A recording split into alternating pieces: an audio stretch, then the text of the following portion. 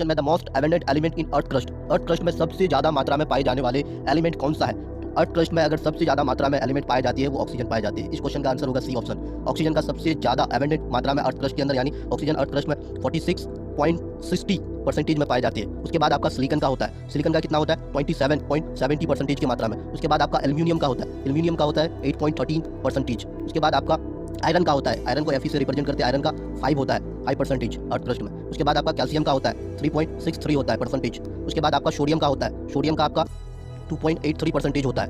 उसके बाद आपका मैग्नीशियम का होता है। मैग्नीशियम का होता है 2.59 होता है। उसके बाद आपका पोटेशियम का होता है 2.09। उसके बाद आपका टाइटेनियम का होता है। टाइटेनियम का 0.44। उसके बाद हाइड्रोजन का होता है 0.14। ये सबसे ज़्यादा मात्रा में अगर पाए जाएंगे अर्थ क्रस्ट में वो ऑक्सीजन।